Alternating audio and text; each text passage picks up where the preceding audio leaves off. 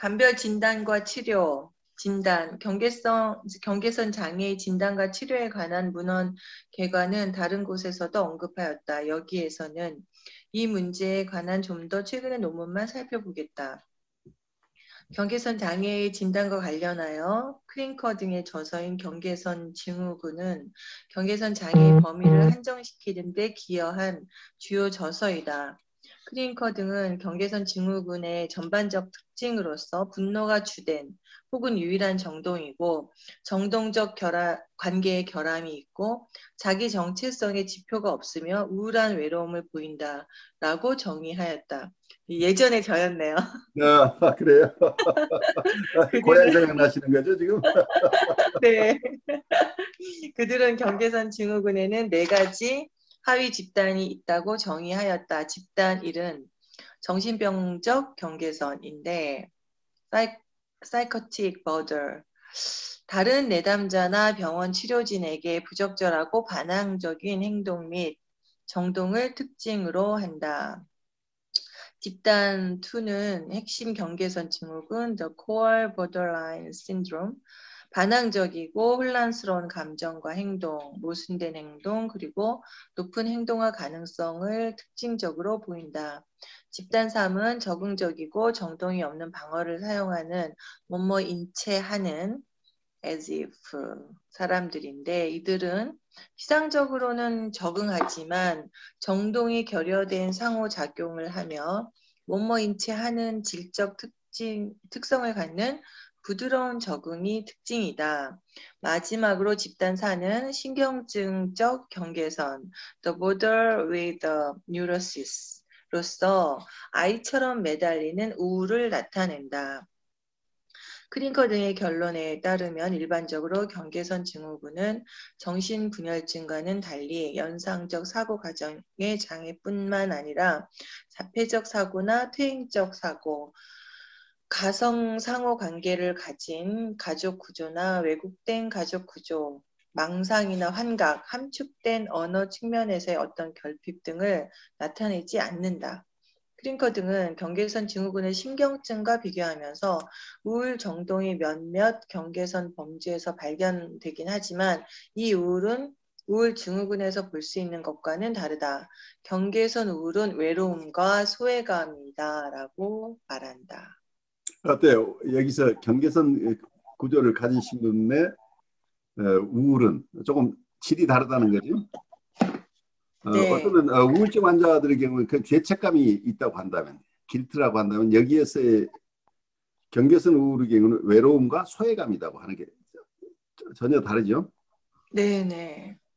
그래서 우리가 보통 사람들이 보통 불안하다, 우울하다고 표현할 때 우리가 굉장히 조심해야 되는 게 우리가 가진 언어는 하나의 표상인데 이 표상은 실상을 잘 드러내지 못해요. 그런데 그 언어만 듣고 이 사람을 이해한다는 건 불가능하다는 얘기예요. 모두가 우울하다고 하는데 우울의 질이 사람마다 판이한 거죠. 그런 점에서 우리가 많은 경우에 이 언어에 매달리는 경우들이 많은데 언어에 의해서 현혹되지 않고 실상을 보는 훈련들이 이제 필요한 거죠. 그래서 상징이라고 하는 것은 그거 자체가 실체가 아니라 다른 것을 표현하고 있는데 모든 언어는 상징이죠. 내 마음 상태를 보여줄 수 없어서 언어로 표현하는 건데 그 언어 표현이 사람마다 각각 다른 표현을 쓰고 있어요. 그래서 같은 정동이지만 표현 방법이 다르고 또 같은 표현을 쓰고 있지만 실제 이분들이 느끼는 정서는 다르다는 거죠. 근데 우리는 제한된 표현 수단을 가지고 있기 때문에 여기서 많은 어떤 혼선을 빚을 수 있는 거죠. 네. 그래서 상담자가 내담자를 깊이 이해한다는 그냥 언어가 아니라 그 언어 너머에 있는 이분의 깊은 정서를 공감해야 된다는 그것 때문에 어려워요. 연륜이 돼야 되는 것 같아요. 많은 뭐 그런 시행착오나 많은 그 내담자들을 겪으면서 그게 가능해지는 것 같아요. 그렇죠. 그러니까 그게 실제 경험들이 쌓여야 되는 거죠. 그래, 많은 경우에 요즘 한국에서도 많은 임상가들이 실제 투입되는데 경험들이 없는 상태에서 교과서로 배운 걸 가지고 시작을 하는 경우들이 있는데 그게 참 어려운 것 같아요. 우리 한국에 계시는 김도환 선생님 경우에 주위에서 우리 어떤 상담 쪽에 시작하시는 분들이 어느 정도 준비돼서 시작하신다고 보시나요? 네, 사실 저도 그 상담학회에 속해서 뭐 프로세스를 밟고 준비한 케이스가 아니라서 일반적인 경우에 어떻게 하는지 사실 잘 모르고 있고요. 네. 음, 그런데 제가 이제 느끼기에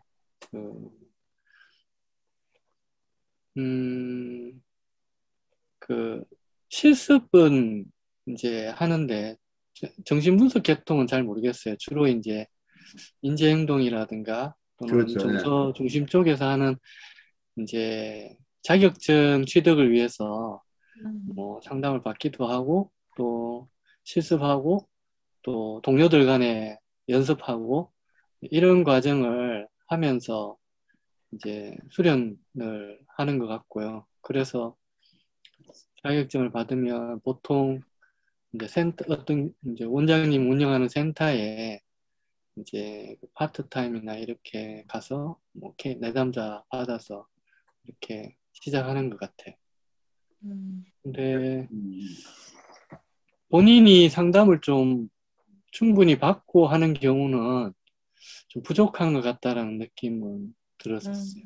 네, 그래요. 그래서 참 어려운 게 상담을 처음에는 굉장히 열심히들 시작을 하는데 보통 7, 8년 정도 하게 되면 번아웃 될 가능성이 높다고 보여요.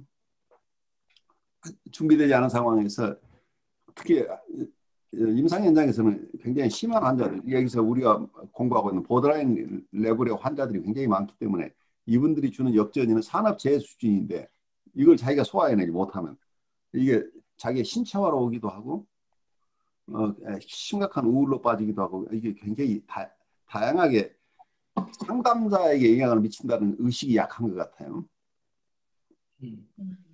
그 산업재해 수준인데 이제 그 부분에 대한 인식이 약하기 때문에 상담자들이 자기를 보호해내는 것이 굉장히 지금 어렵지 않나 싶어요. 저희 지금 정신분석가로 활동하고 있는 제자들 얘기를 조금 들어보면 지금 임상에 투입돼서 7, 8년 되신 분들 중에 본인이 감당하지 못해서 분석으로 처음 들어오거나 다시 들어오거나 슈퍼비전으로 들어오는데 그분들을 돕는 게 굉장히 어렵다는 얘기예요. 처음부터 준비되지 않은 상태 바로 투입됐기 때문이죠. 그래요. 이 일들이 참 어려운 일이고 롱텀으로 그리고 온더 잡 트레이닝이에요. 결국은 이 과정 자체가 결국 이 정신분석이나 상담에는 도제식으로 중세의 도제식으로 갈 수가 없는 거죠. 왜 그러냐면 그냥 책을 읽어서 알 수 있는 게 아니라는 얘기예요. 책이라는 게 아까 얘기들 그냥 표상의 이들이죠. 실제 상담이 아니고 상담에 대한 가이드북을 읽고 있는 건데 우리가 태권도 교본을 아무리 많이 수집을 해서 태권도 교본을 보고 혼자 연습한다고 해서 태권도 선수가 될 수는 없는 거잖아요. 근데 많은 사람들이 상담책을 여러 번 보면 상담을 잘 할 수 있다고 착각할 가능성이 있죠. 직접 작업만 가지고는 안 되는 일들인데 이제 그 부분에 대한 통찰들이 약하니까 태권도 교본을 보고 태권도 선수가 되겠다는 사람은 없는데 상담책 보고 상담하겠다고 나오는 사람은 굉장히 많죠. 그래, 우리 그 다음으로 가보죠. 경계선 증후군을 다른 성격 장애와 구분하려는 크링커의 등의 시도는 잘 안 된 것 같다. 그들은 몇몇 저자가 본질적으로 경계선 내담자인 사람에 대해 다른 성격적 명명을 사용하는 경향을 지적하였으며 경계선 증후군에 대한 좀 더 나은 정의가 성격 병리라는 모호한 진단 영역을 명료하는 데 도움이 될 것이라고 생각하였다. 크링커와 그의 동료들의 연구 설계는 병원 장면 내에서 경계선 내담자의 외현적 행동 및 상호작용에 특히 초점을 두고 있기 때문에 경계선 성격 구조를 덜 심각한 성격 병리 유형과 구분해주는 기저의 구조적 특성은 이 연구에서 충분히 다루지 않았다. 이러한 제한점에도 불구하고 필자는 크링커 등의 연구가 경계선 증후군의 범위를 한정시키는 데 매우 중요한 기여를 했다고 생각한다. 버글은 크링커 등이 연구한 내담자를 대상으로 한 추수 연구를 보고하였다. 그는 원래 연구가 끝난 후 5년 동안 이들 내담자의 사회적 기능은 거의 개인적 변화가 없었다고 결론 지었다. 이들은 좁게 제한된 범위 안에서 자신을 적응시킬 수 있었으며 자신의 생활에서 인간관계가 거의 없었다. 그리고 매우 중요한 점으로서 이들 전 내담자들은 추수 연구 시점에서 정신분열증의 증거를 나타내지 않았다. 몇몇 저자는 경계선 장애를 임상적으로 분석하는 데 기여하였다. 컬룸은 크링커 등의 견해와 이 주제에 관한 필자의 제안을 결합하여 경계선 내담자의 특징인 정체성, 혼미의 중심 특성에 초점을 두었다. 캐리는 경계선 장애에 대한 구조적, 역동적 분석을 더욱 발전시키면서 다음과 같은 특징을 강조하였다. 경계선 증후군의 우울 속의 우울은 무가치감과 만연된 외로움 및 소외감이 특징이다. 굉장히 공감해요. 네. 즉 배제된 느낌과 요구성 분노 발작이 나타나는데 이것은 죄책감과 자기 가치 손상이 특징인 신경직정 및 정신병적 우울증과는 구분되는 것이다.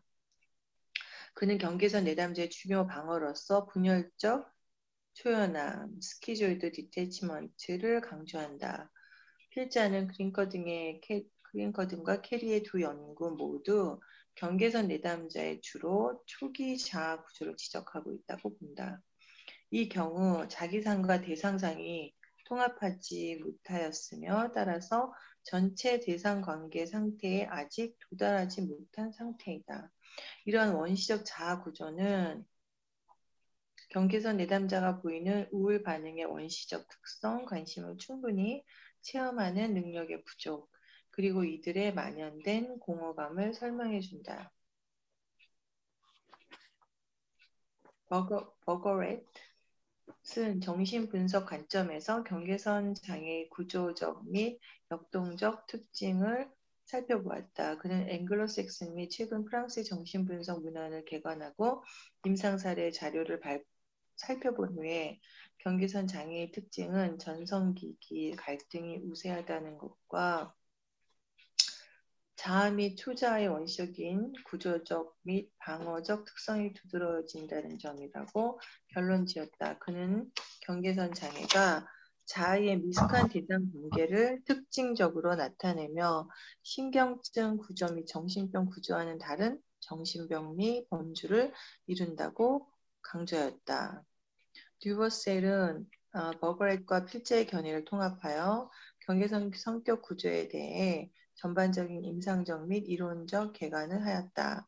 말러에 따르면 분리개별화 과정의 재접근기 동안 재접근 위기를 정상적으로 해결하지 못한 아동은 나쁜 내사물을 발달시킬 수 있으며 여기에 공격 추동의 파생물이 침투된다고 보았다.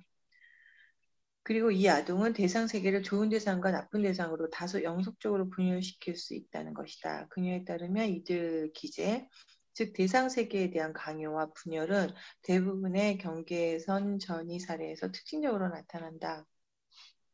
이러한 병리적 발달은 생애 3번째 해에 정상적인 정체성이 형성됨으로써 재접근 하위 단계가 해결되는 정상적인 결과와는 상반된다.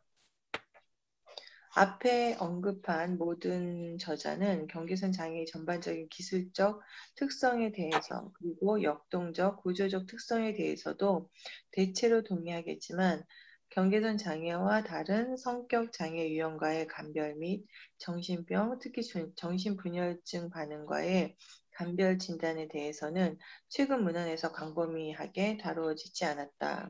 어떤 논문에서는 경계선 장애 감별 진단에 관한 문헌을 개관하고서 이들 내담자를 정신병으로 분류한 저자가 가장 설득력 있는 개념화와 자료를 제시하였으며 이들 내담자를 정신병으로 간주하는 것이 가장 적절한 것처럼 보인다라고 결론지었다. 이 논문은 문헌에 대한 사려 깊은 개관을 제시하지만 필자는 개관된 그 증거를 가지고는 이 결론에 동의할 수 없다. 코엇은 경계선 구조와 자기애성 성격의 구분에 대해 언급하였으며 필자는 경계선 장애와 자기애성 성격 사이의 복합적 상호관계를 9장에서 다루었다. 좀 더 일반적 용어로 얘기하면 필자는 성격 장애의 전반적 분류를 시도하였으며 경계선 장애를 가장 심각하게 퇴행된 성격 장애로 간주하였다. 베일라크와 할비치 그리고 헐비치는 최근에 정신분열증을 비정신분열증 상태로부터 감별 진단해내는 하나의 주요 차원으로 자아 기능에 대한 평가를 다루었다. 현실 검증 기능은 경계선 장애와 정신병 상태를 감별 진단하는 중요한 변인인데 허비치가 이를 포괄적으로 개관하였다.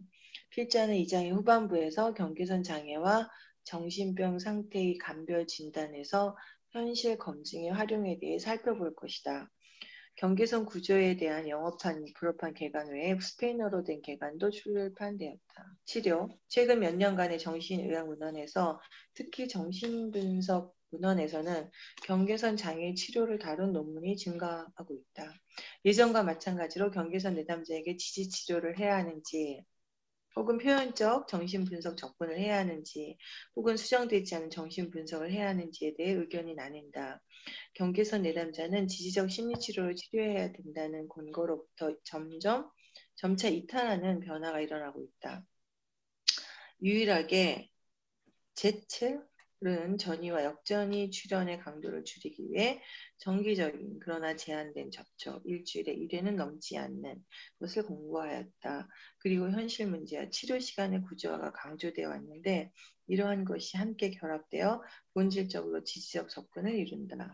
제첼은 많은 경계선 내담자의 경우 무기한으로 확장된 기간에 걸쳐 치료자가 최소한 잠재적으로 가용한 상태로 남아있는 것이 필요하다라는 것을 인정하였다. 여기에서 하미는 이러한 지지적 접근이 내담자가 현실에 더 잘 적응할 수 있도록 하는 데 효과적이긴 하지만 끝이 없는 심리치료 관계에 기여할 수 있다는 것이다. 여러 저자는 필자가 3장에서 제안한 것과 같은 수정된 정신분석 절차나 표현적 심리치료 접근을 추천한다. 프로시는 수정된 정신분석 절차 속에 포함되는 경계선 내담자에 대한 임상적 접근을 상세히 설명하였으며 좀 더 최근에는 이들 내담자에 대한 그의 전반적인 치료 방향을 요약하였다. 그린스는 유사한 접근을 제안하면서 자신의 수정된 정신분석 기법을 임상 사례와 함께 예시하였다. 프로시와 그린스는 둘 다 치료 시간에서의 내담자 지각과 치료자 개입에 대한 내담자 태도를 명료하는 것이 중요하다는 점을 강조하였다. 필자도 기본적으로는 동의한다. 이들의 접근은 기본적으로 치료자가 기법적인 면에서 중립적 입장을 취해야 한다는 것과 설사 필요한 경우라도 그러한 중립성에서 이탈을 최소화해야 한다는 점을 시사한다. 이와 달리 경계선 장애 치료를 위해 정신분석에서 유래된 다른 심리치료 접근들은 기법을 더 많이 수정하였다. 메스터슨의 주장에 따르면 경계선 증후군은 버림받은 느낌의 결과이며 이러한 유기된 느낌은 내담자가 분리개별을 시도할 때에 어머니가 공급을 철회함으로써 생겨난다. 내담자가 자신의 버림받은 느낌으로부터 자신을 방어하려는 요구가 발달의 정지와 임상적 그림을 만들어낸다. 이러한 기초 위에 그는 급성 중상 위기, 유기우를 해결할 수 있고 분리개별화에서 자율성에 이르는 단계를 통해 성장을 격려함으로써 자기애적 구강기 고착에 수반되는 자아 결함을 교정하고 복구할 수 있도록 구체적으로 만들어진 특별한 심리치료를 고안하였다. 필자가 보기에는 그의 접근이 자기상과 대상상의 병리적 재융합과 관련된 그러한 그의 접근이 공생적 융합을 둘러싼 갈등 및 그러한 융합에 대항하는 방어와 그리고 공격적으로 리비도적으로 결정된 자기상과 대상상을 통합할 수 없는 무능력과 관련된 분열을 중심으로 하는 구조적 조건에 관련된 갈등 사이의 차이를 충분히 고려하지 않은 것 같다. 그의 접근은 또한 경계선 성격 구조의 병인론에서 전성기기 공격성을 둘러싼 갈등의 중요성을 간과하였다. 더욱이 경계선 성격 구조의 수준에서는 여러 가지 성격 구조가 발견되며 개인 치료 기법은 좀 더 개인적으로 결정된 이러한 그리고 다른 발생학적, 역동적 특성을 고려해야 한다. 발레네 월버그 등 절대적 전이에 대한 초기의 해석이 전이를 훈습하는 데 도움이 되기보다는 경계선 내담자의 피약점을 만족시켜 줄 수 있음을 제안하였다. 그녀는 투사적 치료 기법에 의해 적대감을 둘러싼 갈등이 간접적으로 해석될 수 있다고 제안하였는데 이 기법은 이들 갈등이 다른 대상에게로 표현되는 것에 초점을 둔다. 그녀에 따르면 투사적 치료 기법을 통해 타인을 이용함으로써 지금 여기에서의 관계가 다루어질 수 있다. 여기에서 내담자는 타인의 전이 행동이 가진 방어적 측면을 강조하면서 과도하게 방어하지 않고 대인관계 속에서 자신이 느끼는 불안을 견뎌낼 수 있을 때까지 분석가와의 개인적 직면을 피할 수 있다. 치료의 목적은 때이른 직면을 통해 내담자가 그의 방어를 증가시키도록 하기보다는 방어를 그만두도록 돕는 것이다. 네, 그 때이른 직면을 통해 내담자가 그의 방어를 증가시키도록 하기보다는 방어를 그만두도록 돕는 것이다라고. 이 얘기는 치료의 치료의 목적은 목적은? 근데 임상에서 보면 때이른 직면이 내담자가 방어를 증가하는 경우가 그렇죠. 너무 빨리 인터벤션을 하게 되면 네네. 내담자 입장에서는 그걸 감당할 수 없으니까 방어를 할 수밖에 없잖아요. 네. 사람마다 보는 견해가 다른 거예요. 여기에서 다른 분의 지금 저작들을 이분이 코멘트 하고 있는 거죠. 그러니까 네. 이게 컴버그의 생각이다 아니다를 떠나서 그분은 이렇게 얘기를 했다 이렇게 지금 설명하고 있는 것으로 보여요. 네. 필자는 이러한 접근에 동의하지 않으면 이렇게 나오네요. 그리고 해석도 같은 해석이 아니에요. 굉장히 사람마다 하는 해석 방식이 어떤 면은 역동적이고 어떤 발생학적 여기는 아주 본격적인 해석을 하는 사람도 있지만 그것보다 이모셔널 커뮤니케이션 하는 내용을 담은 해석을 하는 사람 해석적인 해석을 표현하고 있지만 사실은 이분은 상대방의 정서를 담아내는 해석을 하고 있는 분도 있을 수 있겠죠. 그래서 각자가 나는 해석을 했다, 나는 정서적인 교감을 했다, 나는 직면을 했다고 하는데 구체적인 임상에서 이분이 무엇을 한 것을 이렇게 표현했는지를 우리가 정확하게 알 수는 없다는 얘기예요.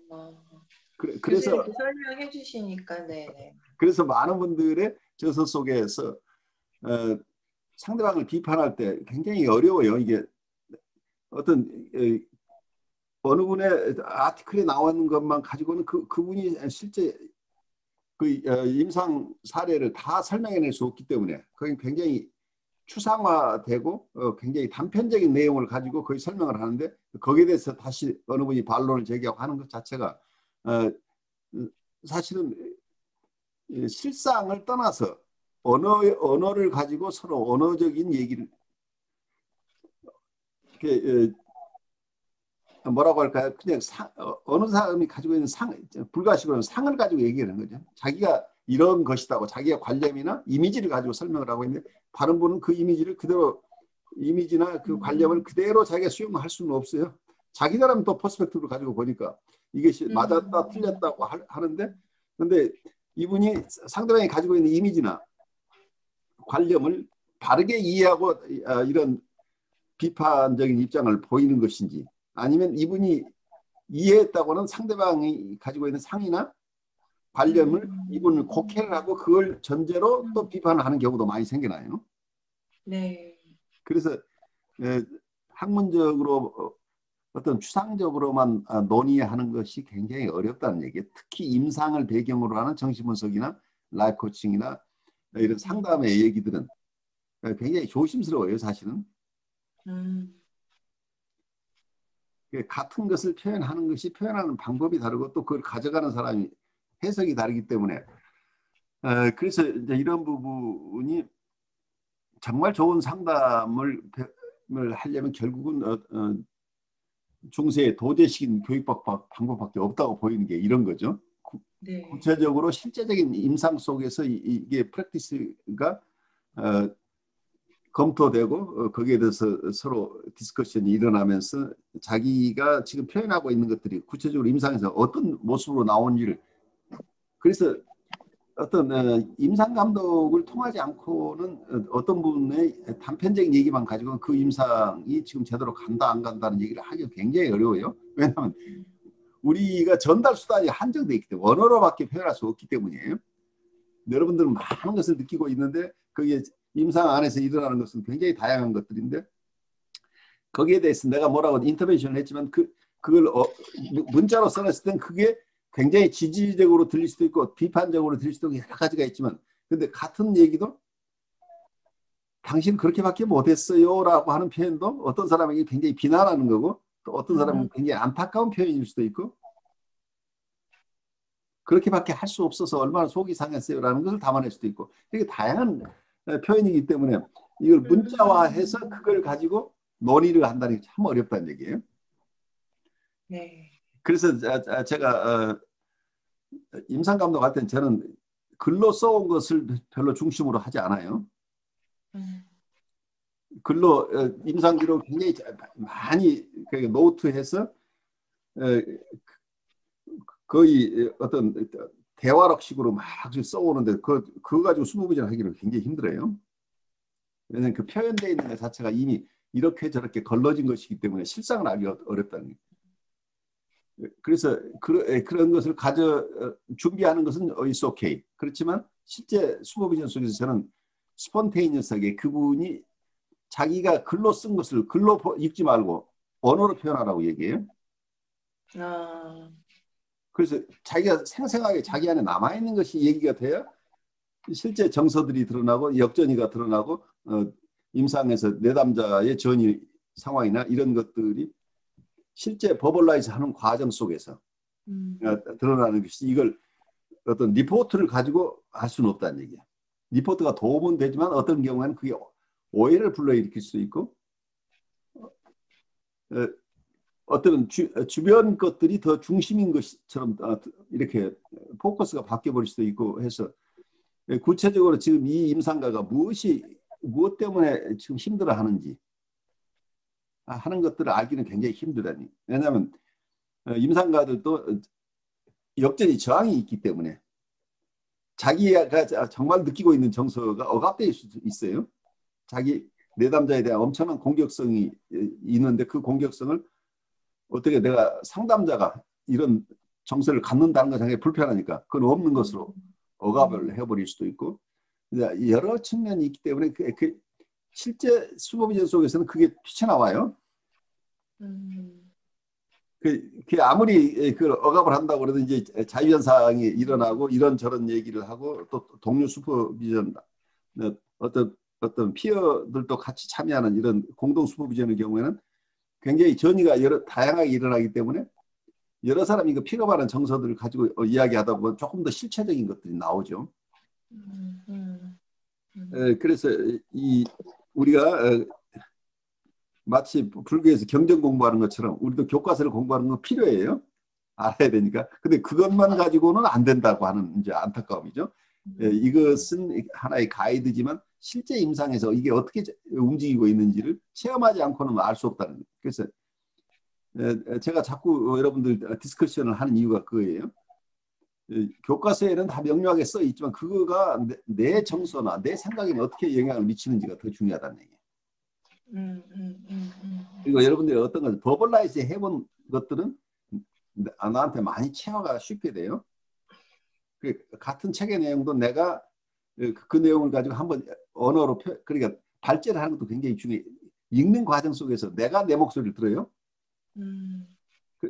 그 프로세스를 하는 것이 굉장히 중요하다는 언어화하는 과정, 언어화를 하고 듣고 하는 것이 그리고 또 다른 사람이 언어하는 것을 듣는 것도 굉장히 중요하고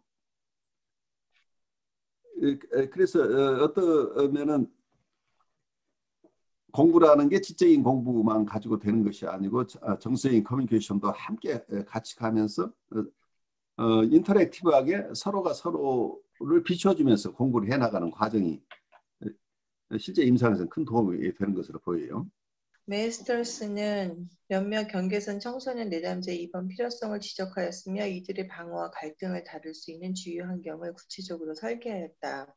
아들은 단기치료 병동에 입원한 경계선 내담자에게 필요한 기본적 구조를 간명하게 기술하였다. 그는 병원 세팅 속에서 나타난 갈등의 행동화가 내담자의 병리적 요구를 계속 만족시켜줄 정도까지 도전받지 않는 퇴행이 일어나도록 허용하는 것의 위험성과 내담자의 정신병리를 불분명하게 만드는 과도한 한계 설정의 위험성을 강조했다. 필자가 보기에 외래나 단기 입원만으로 치료될 수 없는 경계선 내담자에 대한 장기 입원 치료의 분야는 아직 문헌에서 발견되지 않은 것 같다.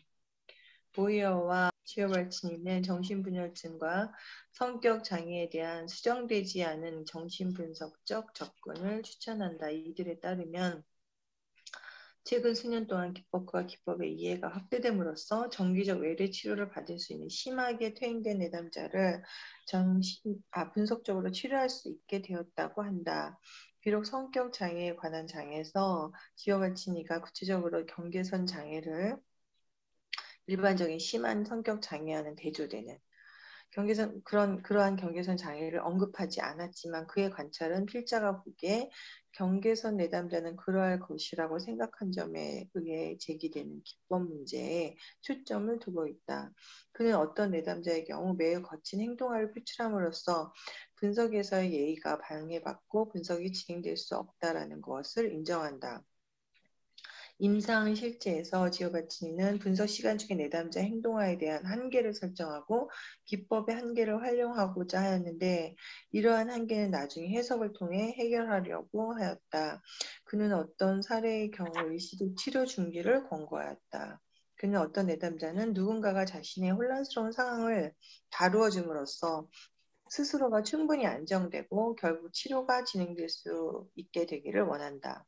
치료의 필요 조건을 보전하면서 분석가가 그렇게 할 수 있는지 여부는 아직 해결되지 않은 문제이다라고 인정하였다. 그 여기서 여러 가지 얘기가 있지만 어떤 내담자에 대해서는 우리는 행동화를 보이는 분들이 특히 보다는 내담자들의 행동화가 두드러지는 경우들이 많은데 임상가들이 어쩌면 너무 질적인 치료에 머물거나 그냥 일반 상담적으로 접근하면 이분들은 도울 수가 없어요. 보드라인에 있는 분들은 경계선 인격 구조는 보통 경계를 인정하지 않으려고 하는데 문제가 있다는 얘기예요. 경계를 무시하는 거죠. 근데 보드라인에 있는 레벨에 있는 분들 중에서도 완전한 독립이 이루어지지 않은 경우들이 많죠. 그래서 융합을 원하는 분들이 많다는 얘기도.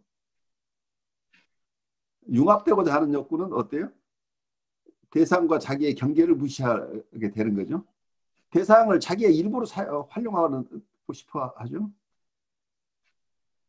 자기와 대상을 구별해내지 않고 융합되는 것을 원하는 경우들이 많이 발생하는 거죠.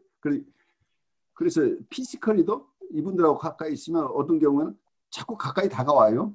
우리가 이미지네이션 속에서 지금 막 걸음마 하는 아이가 조금 걸을 수 있는 힘이 좀 생겨서 엄마 보는 가운데 밖에 좀 나가서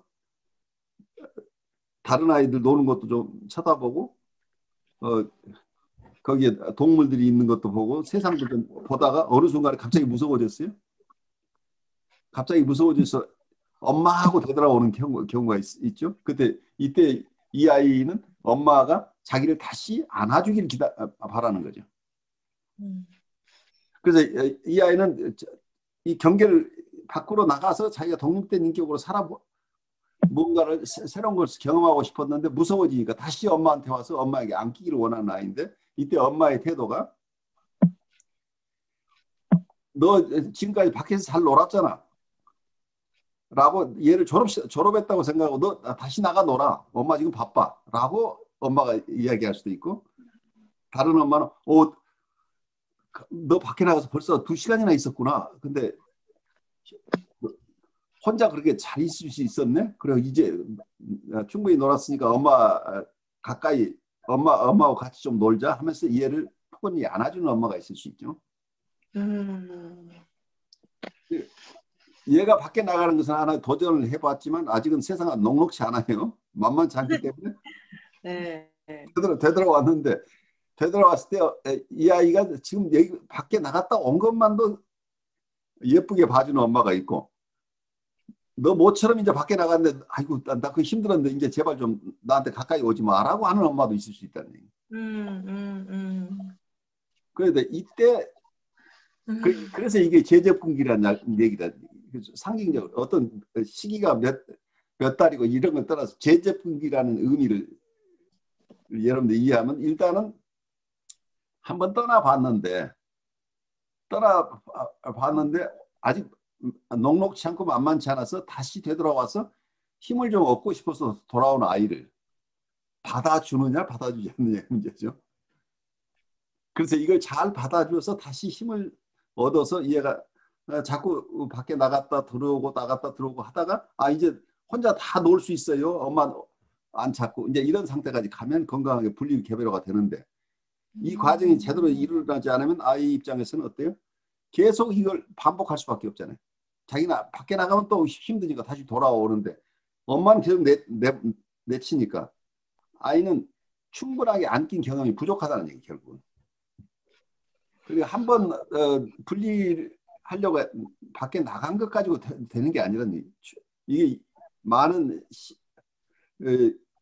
아이가 독립해 나가는 과정에서는 시행착오도 있고, 어떤 아이 입장에서 새로운 경험과 과거의 따뜻함 속을 오가면서 여기서 점점 분리해 나가는데, 이걸 일시적인 어느 아직 준비되지 않은 단계에서 여기서 잘라버리게 되면 아이들이 그 보드라인 레벨에서 더 이상 발달이 안 돼버리다니. 아이들이 와서 땡깡 부리고 떼쓰고 하는 것을 체험할 거예요. 아이들이 성장하는 과정 속에서. 근데 아이는 아직은 충분하게 사랑을 못 받았다고 느끼기 때문에 엄마한테 왔는데 엄마가 받아주지 않으면 징징대고 울기도 하고 난리가 나는데, 이게 보드라인 레벨의 환자들이 와서 전이 속에서 새로운 엄마를 만났어요. 근데 엄마가 여기서 섣부른 아까 해석이란 얘기. 때이른 해석을 하게 되면 너 철 들었잖아. 너 어른이잖아. 그런 얘기 너무 하지 말고 조금 우리 의미 있는 얘기를 좀 나눴으면 좋겠어라고 그냥 이렇게 넘어가 버리고, 내담자 입장에서는 자기 정서를 충분히 담아줄 대상을 찾고 있는데 철들라고 하는 얘기부터 하기 시작하면 이분들은 거기서 좌절이 생기죠. 좌절이 생기니까 거기서 어떤 경우에는 단순하게 말을 안 하고 침묵으로 들어가는 내담자도 있어요. 이런 소극적인 어떤 저항을 보이기도 하지만 어떤 액팅아웃이 일어나 버려요.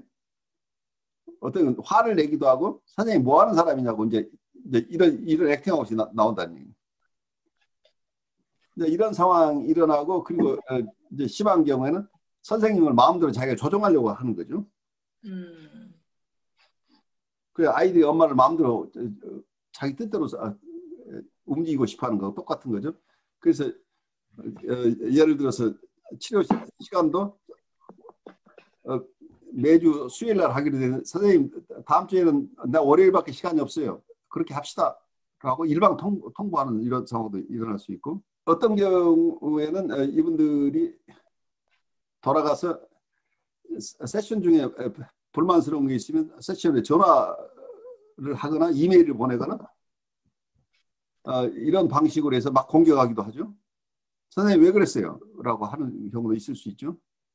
오늘 얘기 좀 더 해야 되겠어요. 그리고 45분인데 50분, 60분 계속 치료 세션을 연장시키기를 원하는 경우도 있을 수 있겠고, 그래서 정해진 어떤 치료 세팅을 파괴하는 이런 자기는 특별한 사람으로 대접해 주기를 바라는 이런 모습이 일어날 수도 있죠. 경우에 따라서. 다음 환자가 있다고, 선생님 내가 중요하지 그 사람이 중요해요? 이분은 자기가 가장 유일한 환자이기를 바라는 이런 판타지를 가진 분도 있죠. 그래서 이런 것들이 있을 때 자기가 어쩌면 이런 액팅아웃을 하고 마음대로 하는 것을 그냥 내버려 두면 치료가 될 것 같은데 그게 아니에요. 어떤 면에서 이 세팅을 확실하게 잡아줘야 된다.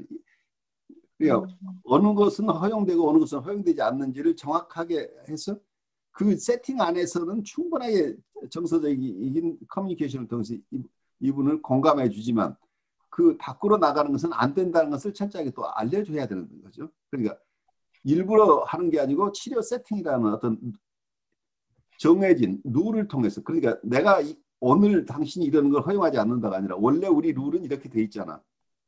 그러니까 오늘 결정한 게 아니고 원래 시간은 45분이야.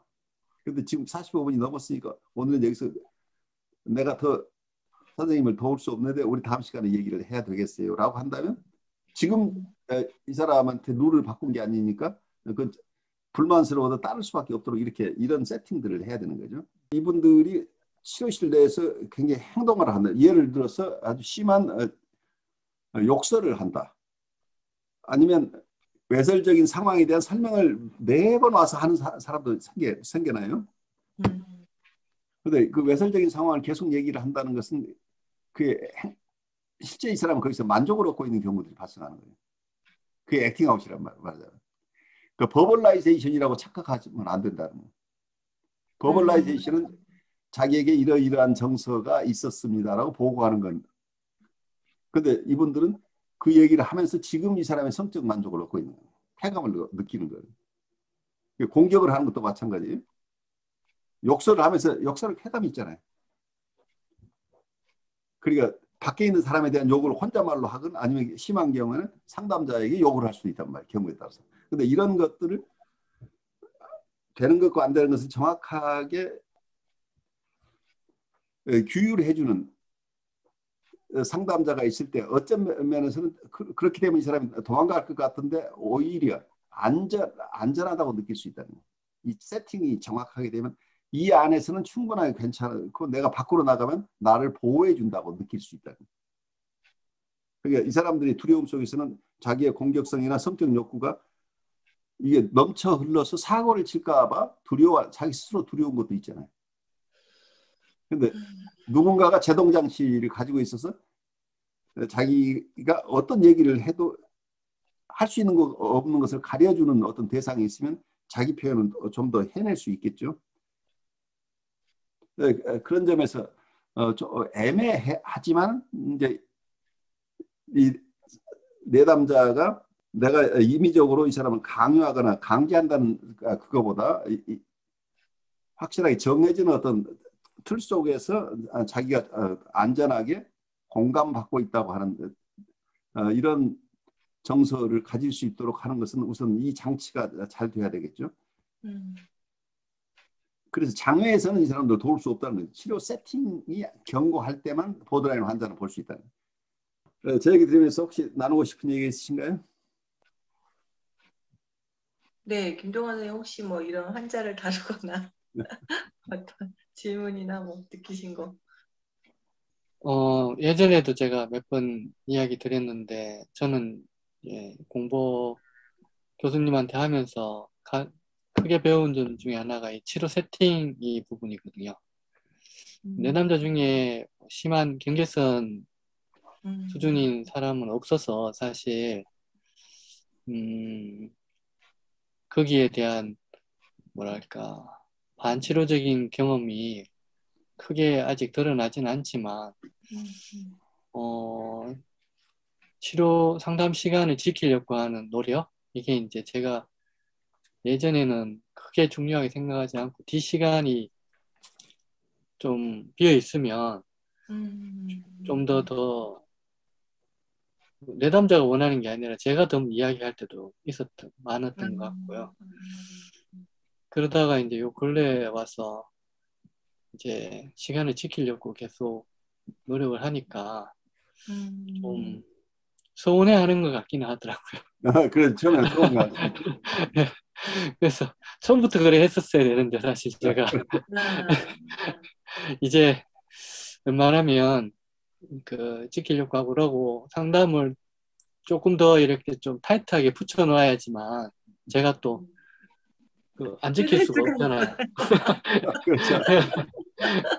이게 더 하다가는 다음 내담자가 오는데 그러니까 그러고 이제 내담자한테도 충분히 이야기했죠. 이게 당신한테 이제 앞으로 더 도움이 될 것 같다. 그래서 나는 이제 이 시간을 지키려고 한다. 이렇게 얘기하고 조금씩 수정해 나가고 있는데, 제가 훨씬 더 좀 뭔가 좀 더 확실하고 자유로워진 듯한 느낌이 들긴 했어요. 자신감이 생겼다고 할까? 그렇죠. 그 틀이 있기 예, 때문에. 예. 그런, 그래서 교수님이 이야기했던 그 치료 세팅을 지킨다는 것은, 제가 상담자로서, 뭐랄까, 이 경계를 지키는 그게 되게 중요하구나. 제 마음, 자신감이든, 저의 에너지 관리든, 이런 것들이 고민이 이제 많이 없어졌어요. 예전에는 더 해주는 게 더 도움이 될 수도 있다고 생각했고, 어느 정도 덜어주는 게 더 도움이 됐다고 생각했는데, 지금은 일정 견딜 수 있는 좌절이 도리어 더 치료에 도움이 될 수 있다라는 신념이 좀 생기면서, 저도 견뎌야 되고, 그렇죠. 내년도도 예. 견디는 과정을 조금씩 하고 있는 것 같아요. 그러니까 정신분석의 치료는 만족에 의한 치료가 아니라는 것. 그래피케이션에 의한 치료, 만족에 의한 치료가 아니고 불가피하게 좌절을 통해서 이분들이 도움을 받을 수밖에 없다는 거죠. 그래 완전한 만족이 있으면 이분들은 개선할 이유가 없어지죠. 그냥 그 혜택을 받으면 되는 거지. 계속 만족을 얻는다면 그 방식으로 자기가 제일 편하잖아요. 그래서 자기가 뭔가를 하거나 바꿀 의욕을 상실시켜 버리죠. 그리고 우리가 지나치게 이분들을 만족 위주로 가버리게 되면 이분들이 불편한 것이 하나도 없이 일부러 불편하게 하라는 게 아니고 어떤 치료의 세팅이라는 게 하나의 기본적인 룰이잖아요. 사회적인 룰을 지키는 건데 이분들은 사회적인 룰을 안 지키는 것을 가장 편하게 생각하는 분들이잖아요. 누구하고 경계를 한다면 섭섭하게 사람이 인정머리 없이 그래. 자기 얘기는 다 들어줘야 되는 건데 왜 남들은 내 얘기를 다 안 들어줘? 이런 컴플레인을 가지고 있잖아요. 자기를 만족시켜주지 않는 어떤 세상에 대한 원망이 이분들에게는 굉장히 많은데 세상은 그렇게 만족시키고 사는 것이 아니고 자기가 만족을 할 수 있는 것과 만족을 받을 수 없는 것, 사회적으로 허용되는 것과 허용되지 않은 것이 있다는 것을 배워나가기 시작하는 거죠.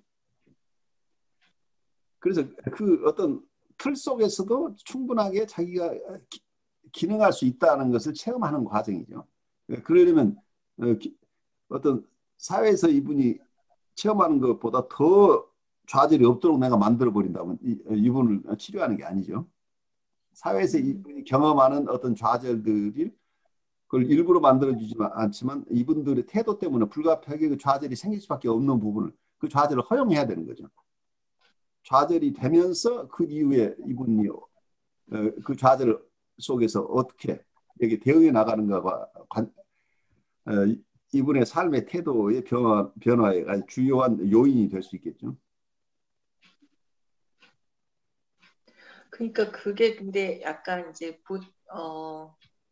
자신 스스로가 약간 저 같은 경우에는 경계선 그 장애의 증상들이 좀 제가 있잖아요. 그러니까 그 경계를 정하는 게 굉장히 어려운 거예요. 네, 어렵죠. 네. 그래서 어디까지 아까 말씀하신 대로 어디까지 허용하고 어디까지 허용하지 않을 것인지의 경계를 내 스스로가 명확히 하지 못하니까 대상에 대해서도 내담자든 뭐 이제 일반적인 현실의 관계에서 상대를 만족시켜 주고자 하는 또 욕구가 제 안에 있는 거죠. 그게 그렇게 하지 않으면 불안한 거야. 이게 불안한 이제 거죠. 경계선 이 장애자의 그 어떤 그 증상 중에 하나가 소외감과 이제 버려짐의 그 그렇죠. 근원이 있잖아요. 그러니까 버려진 것에 대한 그 이슈를 제가 갖고 있으니까 그러니까 예전에 지금은 그렇지 않은데 예전에 이제 그것을 내가 버려질까봐 두려운 이제 제가 그때 인식은 하고 있지 못했지만 무의식적으로 그렇죠. 그래서 대상한테 잘 해주고 그냥 경계를 이렇게 확 그냥 뭐 없이 뭐 막 마구 와도 넘어와도 그거를 허용해 주고 마는 이거 아닌데 하면서도 그걸 딱 자르거나 경계를 짓지 못하는 제 안에 이제 그런 게 있었더라고요. 네, 그러니까 그게 그게 굉장히 오래된 네, 것들이죠. 네네. 그래서 이제 그래서 아까 김용환 선생님도 말씀하셨지만 뭔가 내담자에게 만족시켜주고 싶은 욕구가 제 안에 있으니까 더 뒷시간이 사람 없으면 정말 더 얘기를 들어주고 하고 시간을 그냥 끌고 가는 것이 뭔가 내담자에게 좋을 것 같지만 사실은 그건 제 안에 어떤 그거 이슈였던 그러니까 것들. 내 안에 역전이 드린 거죠. 네네네네. 그래서 그러니까 그런 저를 이제 돌아보니까 아 내가 이러고 있구나 이건 아니구나 뭐 이제 이런 게 지금은 분별이 돼서 되게 편안해졌는데 예전에는 참 많이 힘들고 그렇게 경계를 없이 이렇게 하니까 그냥 제 스스로가 또 많이 또 힘들었죠. 근데 그 좌절을 제가 견딜 힘이 없으니까 대상한테도 그 좌절을 적절하게 시킬 수 없는 건 거예요. 두 사람은 그러니까 다 아이 네. 어렵잖아. 그러니까 외로움이나 음, 로우니스나 아이솔레이션이나 버림받은 느낌이나 이런 것들이 너무 힘드니까 네네. 이게 공모가 일어난다는 거예요. 이게 서로가 네. 공모가 일어나면 이거 융합으로 가버려요. 서로가 우리가 경계가 없는 게 우리가 가장 이상적인 것처럼 느껴요. 많은 경우에 친구들 간의 관계에서도 이런 친구들을 계속 가지고 있는 분들이 많아요. 네. 너는 내 베스트 프렌이야. 그래서 우리는 경계가 없어. 그걸 자랑스럽게 생각합니다. 음, 근데 그런 친구를 가지고 있다고 하는 게 무의식 중에 나는 계속해서 대상 관계를 그런 것을 이상화해서 그런 관계를 맺고 싶어하는 경향이 있을 가능성이 있다는 걸 봐야 된다. 음, 음, 음, 음. 그러니까 어쩔 때는 서로 퇴행도 하고 하지만 기본적으로는 서로 독립된 인격으로 친구가 이루어져야 되는데 어른이 네. 돼서도 유아적의 음, 공생관계인 만 친구라고 느끼는 사람도 꽤 많아요. 네네네, 그렇지 맞아요. 않은 건 친구도 아니야. 먼저 서로 이렇게 되는 거죠. 음.